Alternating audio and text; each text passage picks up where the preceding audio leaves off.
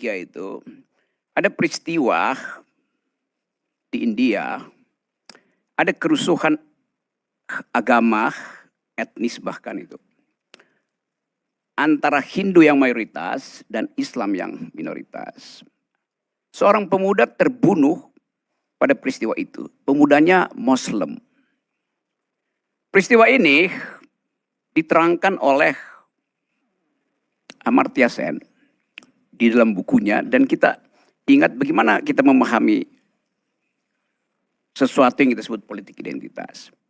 Tokoh ini, dia udah 3 hari ada di dalam rumahnya bersama istrinya dan seorang bayi.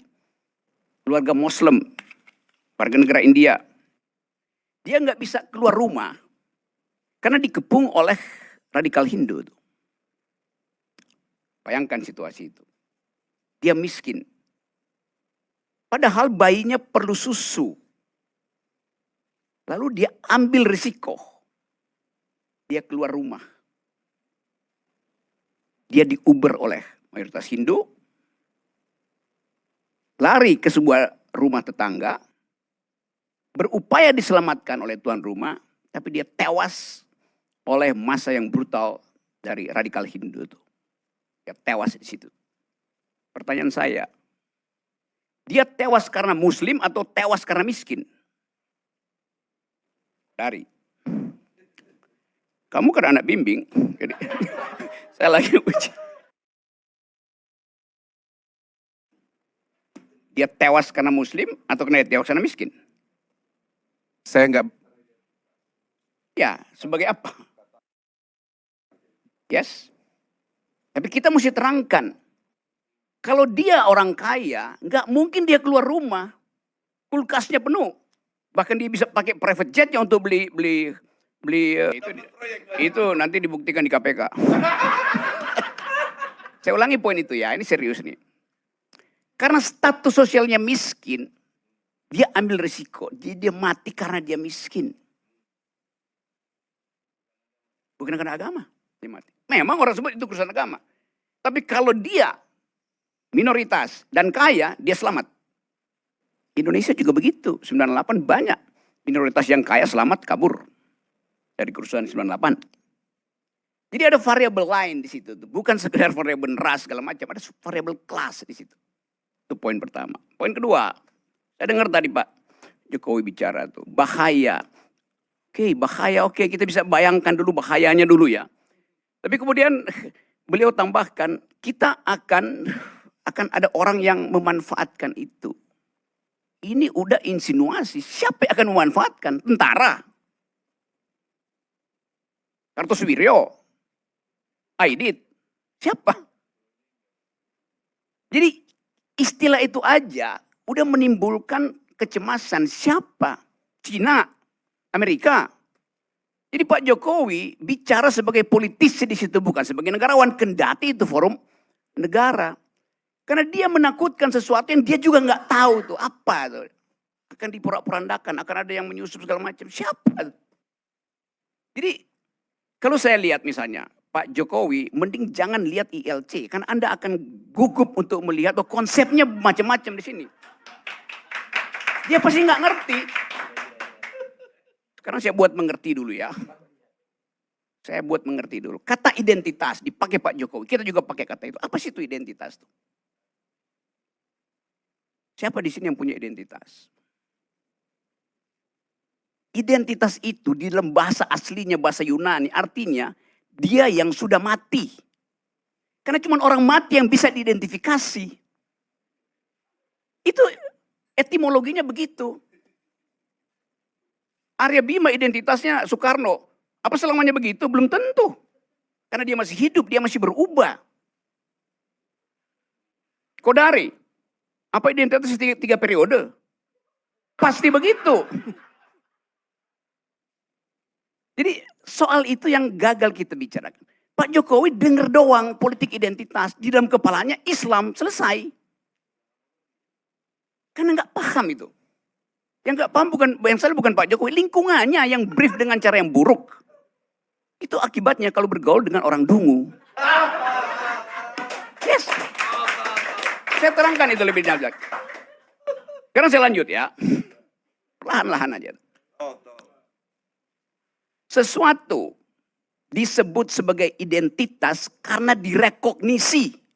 Dalam politik, identitas itu timbul karena direkognisi. Supaya kita selamat dari kedunguan yang menganggap identitas itu final. Enggak. Identitas itu ada kalau orangnya final, artinya udah mati dia. Baru dia kita tahu identitasnya tuh. Selama dia hidup, aroma politiknya Bung Choi ini, Ustadz Choi ini berubah-ubah. Dari pro Ahok sekarang dia menganggap Ahok ada kesalahan di situ. Biasa itu. Pro Anies sekarang. Biasa aja. Kok dari pro Prabowo sekarang masih pro Prabowo. Jadi secara ensiklopedi kata identitas itu hanya mungkin terjadi kalau orangnya udah mati. Itu intinya. Nah sekarang untuk menyelamatkan kekacauan konseptual itu dibikin istilah lain, politics of recognition. Dalam kategori itu identitas dianggap dihidupkan karena direkognisi. Nah itu yang menyebabkan kasus di Kanada misalnya, dia pakai politik multikultural, di kita multikultural. Tetapi mesti diingat, sesuatu disebut multikultural kalau dia punya efek elektoral, hanya itu intinya tuh. Kalau Anda punya identitas sesuatu nggak punya efek elektoral, nggak akan disebut sebagai politik multikultural.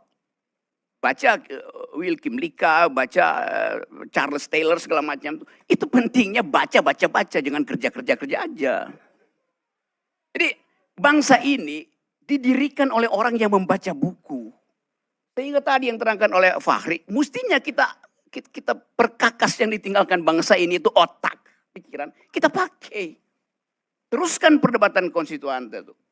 Teruskan percakapan tentang masa depan itu. Nah Pak Jokowi nggak ada di situ. Pak Jokowi nggak tahu masa lalu, nggak tahu masa depan.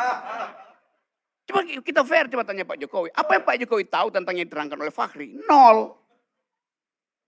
Apa yang diterangkan Egy itu tentang masa depan, harapan. Rock ini memang sok tahu benar-benar. Saya tahu semua memang. Karena itu saya terangkan. Kan tadi kita berupaya untuk mendengar. Lama-lama oligarki intelektual juga dia. Ini apa relevansinya nih saudara? Lanjut. Oke, lanjut sekarang ya. Saya ambil sekarang bagian yang oke, kita bicara masa depan sekarang. Kita ingin masa depan kita dihasilkan oleh pemilu yang bermutu, right?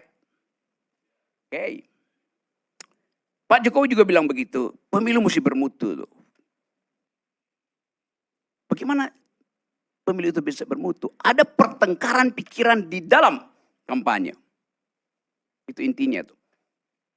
Seorang pemimpin, dia harus mampu untuk menghasilkan konsep yang visioner. Di mana konsep visioner itu dimungkinkan dihasilkan? Di universitas, dalam pertengkaran di kampus. Tetapi, kata Pak Jokowi, jangan bawa politik ke kampus. Dia nggak ngerti masa depan artinya. Masa depan itu ada gagasan, pikiran. Kampus dilarang untuk memperdebatkan politik. Lalu di mana kualitas perdebatan itu? Nggak ada. Satu poin ya. Poin kedua. Seorang tidak cukup dia punya intelektualitas. Dia juga punya moralitas itu. Di mana bagian itu diuji? Ya di rumah ibadah. Tapi nggak boleh menguji presiden di rumah ibadah. Jadi Pak Jokowi mau bilang pemimpin ke depan itu nggak perlu intelektualitas, nggak perlu moralitas. Cukup elektabilitas. Nah itu urusannya Kodari. Survei aja. Jadi kita mensurvei sesuatu yang pemimpin kita hasil survei. Bukan hasil pertengkaran akademis. Bukan hasil moral clarity. Karena di tempat di mana pertengkaran pikiran harusnya diwujudkan, justru dilarang, yaitu kampus. Di tempat di mana moralitas diuji, justru dilarang, yaitu masjid, gereja, rumah ibadah. Di mana otaknya? Jadi dari awal kita tahu bahwa pemilu pasti nggak bermutu. Poin terakhir. 75 hari kampanye. Salah. 4,5 hari kampanyenya. 17 partai ingin membuktikan visinya itu masuk akal. Selama 70 hari. 70 bagi 17, 4,5 hari. Apa yang mau diharapkan dari pertukaran pikiran selama 4,5 hari? Yang diharapkan adalah amplop. Rakyat nunggu amplop. Jadi pemilu ini didesain untuk menghasilkan orang yang tidak berpikir dan orang yang hanya menagih amplop. Itu intinya. Nah, karena itu saya anggap bahwa ini refleksi kita supaya kita nggak segera ditipu oleh juru bicara yang disewa oleh istana untuk membodohi kita. Ini forum kejujuran gitu. Saya nggak punya kepentingan, saya nggak punya partai, gua nggak dukung siapa-siapa. Tapi saya ingin dukung orang yang berpikir. Itu intinya tuh. Assalamualaikum warahmatullahi wabarakatuh.